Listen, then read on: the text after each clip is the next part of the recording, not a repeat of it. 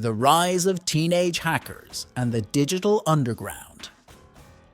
In the crowded aisles of New York Citigroup Center atrium in 1987, a teenage boy with wild dark hair hunched over a payphone, his fingers tapping out a rhythm that would have meant nothing to the suits rushing past him. But to Mark Bean, known in the digital underground as Phiber Optik, those keystrokes were opening doors to a hidden world, one made of copper wire, switching stations, and the first tentative threads of what would become the internet. He was one of dozens of young hackers who gathered there monthly, drawn by the siren song of technology and the thrill of exploring Ma Bell's forbidden kingdom. What began in that atrium would explode into one of the most dramatic episodes in early computer history: the rise of the Masters of Deception, a group of brilliant teenage hackers who found themselves at the center of America's first digital gang war.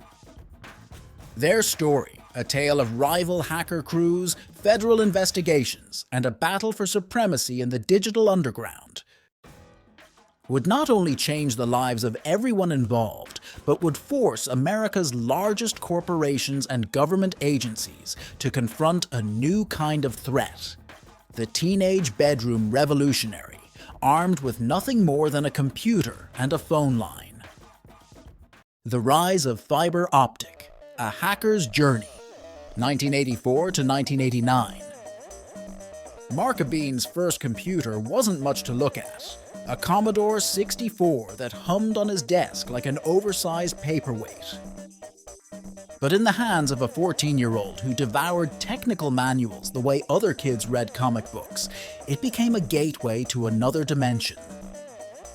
The year was 1984, and while Ronald Reagan was telling America it was morning again, a different kind of dawn was breaking in the bedrooms and basements of Queens, where teenagers were discovering they could reach through their phone lines and touch the world. It started with the bulletin board systems, BBSs. These digital speakeasies were where the real education happened, far from the sanitized computer classes at school. Here, in text-only screens illuminated by the glow of phosphor monitors, handles like corrupt and wing traded secrets about the telephone system's inner workings. Ben, who would soon become Phiber Optik, learned that every phone number in America was part of an intricate dance of switches and relays. More importantly, he learned that this dance could be choreographed by anyone who understood its rhythm. The 2,600 meetings at Citigroup Center became his finishing school. Every first Friday of the month, dozens of hackers would descend on the atrium, drawn by the magazine that had become their technical Bible. They came carrying Radio Shack tone dialers and notebooks filled with scribbled codes, each one a key to some locked door in the phone system. These weren't the vandals the media would later paint them to be. They were technological archaeologists, mapping the hidden architecture of America's communications backbone, trading discoveries like rare gems. By 1989, Phiber Optik had earned a reputation that turned heads even in this jaded crowd. His understanding of the telecommunications system was so profound that even veteran phone company employees would later admit to learning from his detailed posts on underground bulletin boards.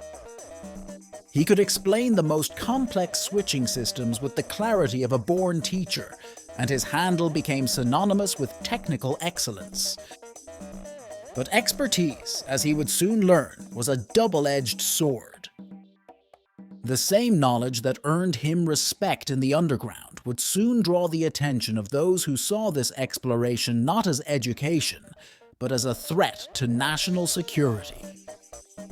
The seeds of what would become the Masters of Deception were being planted in these days of innocent exploration. None of them could have guessed that their technical adventures would soon escalate into a coast-to-coast hacker war, or that their late-night explorations would end in federal indictments.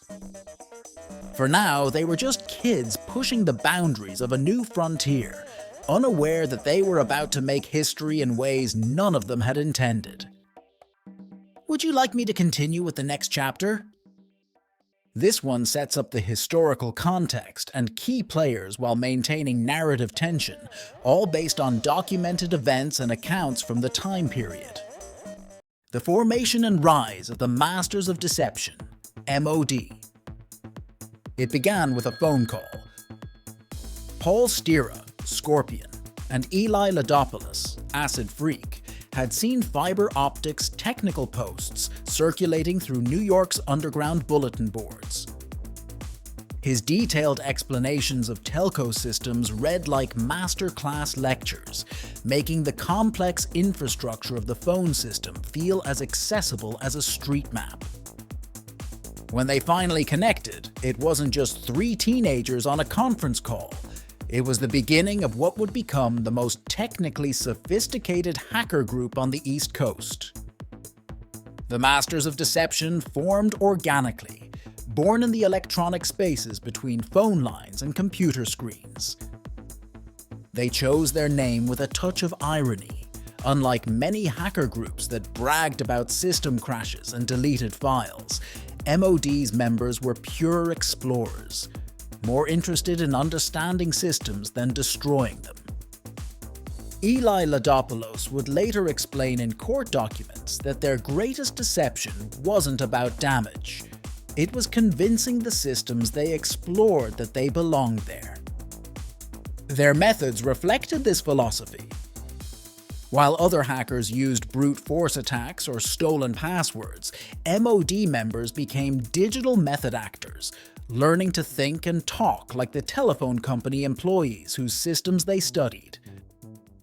They absorbed technical manuals, learned worker access terminal commands, and studied the bureaucratic architecture of the telecommunications giants. When they called telco offices, they could seamlessly play the role of a switch technician or network administrator, their expertise so convincing that real employees would often ask them for advice. The group expanded carefully, each new member chosen for their specific expertise. John Lee, corrupt, brought his knowledge of Unix systems.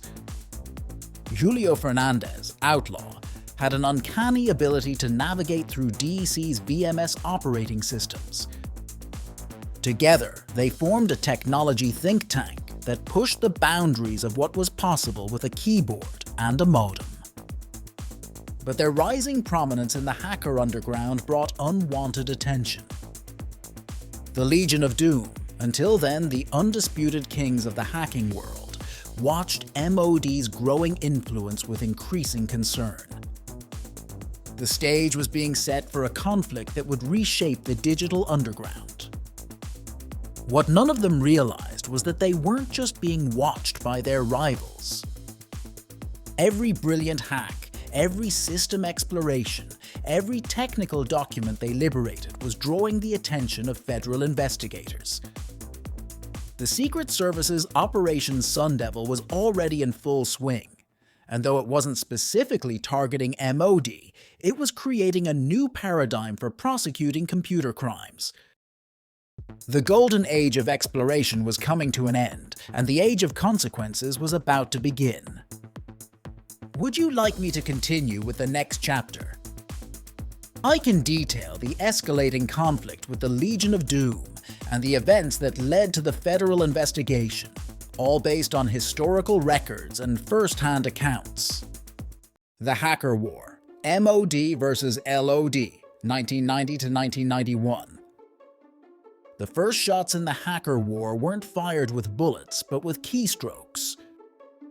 When Eric Bloodaxe, a prominent Legion of Doom member, published a scathing criticism of MOD in Phrack magazine, he shattered an uneasy peace between America's two most sophisticated hacker groups. The article painted MOD as reckless glory seekers, but beneath the public criticism lay a deeper tension.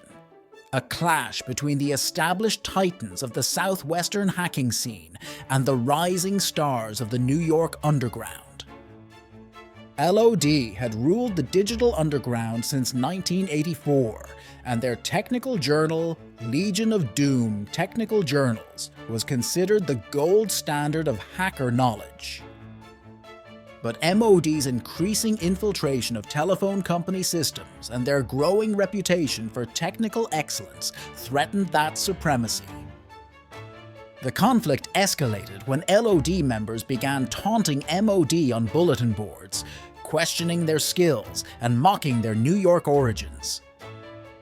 MOD responded not with words, but with a demonstration of their capabilities, accessing and exploring systems that LOD claimed as their exclusive territory. The rivalry turned personal when members of both groups began using their access to telecommunications systems to harass each other. Phone services were disrupted, credit reports were pulled, and private information was exposed. The conflict reached its peak when LOD members allegedly gained access to TRW credit reports belonging to MOD members and their families. In retaliation, Phiber Optik famously crashed the phone system of a Texas business owned by an LOD member, a move that would later draw serious attention from federal investigators. But the most damaging blow came when someone, the true identity remains disputed to this day, provided information about LOD's activities to federal authorities. The hacker underground erupted in accusations of betrayal. Trust, always a tenuous commodity in the digital world, evaporated completely. The line between exploration and retaliation blurred, and both groups found themselves engaging in increasingly risky behavior to prove their supremacy. What none of them realized was that their war was being watched by more than just the hacker underground. Every move they made, every system they breached, every piece of data they accessed was creating a detailed map for law enforcement. The Secret Service and FBI were no longer seeing isolated incidents of computer intrusion. They were witnessing what they believed to be organized criminal enterprises. As 1991 drew to a close, both MOD and LOD had won battles in their digital war, but they were about to lose something far more important: their freedom. The rise and fall of MOD, a turning point in hacking history. The morning of January 24, 1990 marked a turning point. Secret Service agents descended on Phiber Optik's Queens home, armed with a search warrant and questions about AT&T's crashed network. They seized his equipment, computers, disks, and technical manuals that had taken years to collect. But what truly rattled the young hacker wasn't the loss of his gear. It was the realization that the government now saw teenage phone freaks not as nuisances, but as threats to national security. Operation Sundevil cast a long shadow over the hacker underground. Though its primary targets were credit card thieves and cellular phone fraudsters, the operation signaled a new era of federal interest in computer crimes. For the first time, the Secret Service's Financial Crimes Division coordinated with the FBI, state police, and telephone company security to mount a nationwide crackdown on electronic fraud. The message was clear: the Wild West days of hacking were over. The investigation into MOD took an unexpected turn when a mysterious figure known as Outlaw began feeding information to the authorities. The betrayal cut deep. This wasn't just about system access anymore, it was about loyalty and trust. As pressure mounted, cracks began to appear in MOD's once solid foundation. Members grew paranoid, wondering who else might be talking to the feds. Some went dark, disappearing from the bulletin boards entirely. But Phiber Optik took a different approach. Rather than hide, he stepped into the spotlight, appearing on television shows like Geraldo Rivera's Now It Can Be Told to discuss hacker culture. He became a voice for the community, arguing that exploration of computer systems wasn't inherently criminal. His media appearances impressed viewers with his technical knowledge, but they also gave prosecutors everything they needed to build their case. Every public statement, every defense of hacking activities became another piece of evidence. The end came swiftly. In December 1991, a new wave of raids swept through New York. This time, the federal agents weren't just gathering evidence, they were building a RICO case, treating MOD like an organized crime syndicate. The group that had started as curious teenagers exploring phone systems now faced charges that carried decades in prison. The digital underground watched in silence as their brightest stars were dragged into the harsh light of federal prosecution. From hacker to security expert, the transformation of Mark Abeen. The Southern District Court of New York fell silent as Mark Abeen stood before Judge Louis L. Stanton. Gone were the days of handle names and underground fame. Here, in the formal confines of a federal courtroom, Phiber Optik was just a 20-year-old facing the consequences of his digital explorations. The prosecution painted a picture of sophisticated cybercrime, unauthorized access to computer systems belonging to Southwestern Bell, New York Telephone, Pacific Bell, and Martin Marietta Electronics Information and Missile Group. The trial became a litmus test for how the justice system would handle computer crimes. The prosecution argued for harsh sentences, citing potential damages in the millions. But the defense presented a different narrative. These weren't hardened criminals, but brilliant young minds who had pushed the boundaries of technology too far. No systems had been damaged, no files deleted, no profit made. The exploration itself had been the reward. When the verdicts came down, they reflected the court's struggle to balance punishment with perspective.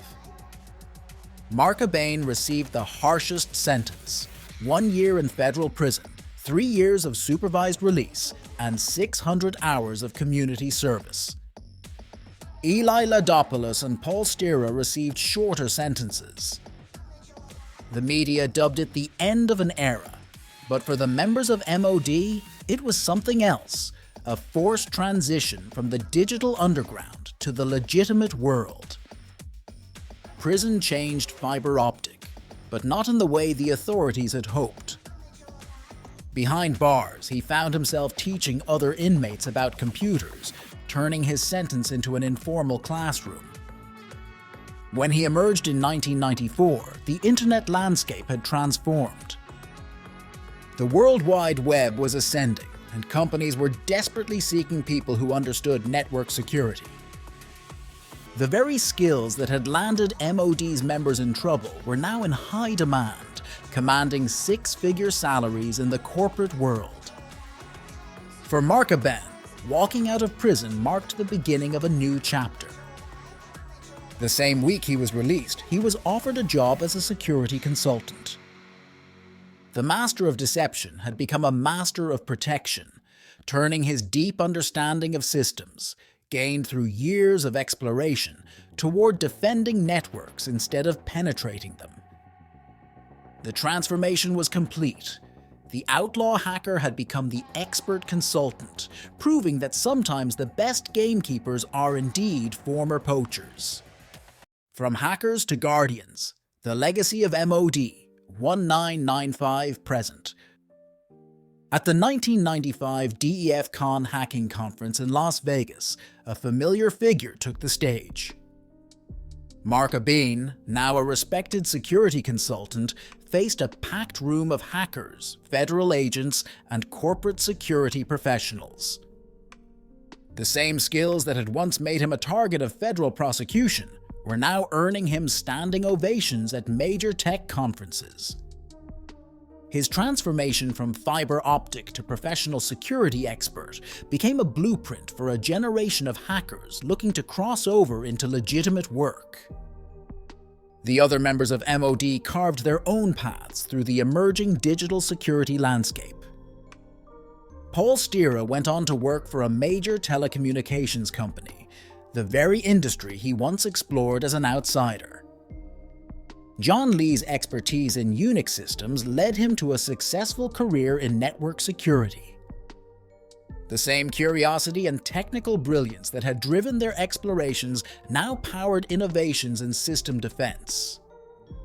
What MOD had discovered through their explorations became the foundation for modern penetration testing. Their methods of social engineering, convincing telephone company employees to reveal sensitive information, are now taught in corporate security training programs as examples of what to guard against. The vulnerabilities they exposed in the telephone system forced telecommunications companies to fundamentally rethink their security protocols, leading to the hardened systems we rely on today. The final twist in the MOD legacy came when major corporations began actively recruiting former hackers to test their defenses. The same federal agents who had once pursued them now sat beside them at security conferences, taking notes as they explained how to protect against the very techniques they had pioneered. The underground had gone mainstream, and the world was better secured because of it. In a 2019 interview, when asked about MOD's impact on modern cybersecurity, Mark Abin offered a simple observation. "We weren't trying to break things, we were trying to understand them." That's what real security is about, understanding systems so completely that you can see where they might fail. The teenage hackers who had once worried the Pentagon had grown up to become its teachers, proving that sometimes the best way to protect a system is to think like those who might breach it. As cyber attacks and data breaches dominate today's headlines, the lessons learned from MOD's story remain relevant. Their legacy lives on not in the systems they accessed, but in the security culture they helped create, one that recognizes that true security comes not from hiding vulnerabilities, but from understanding them deeply enough to protect against them.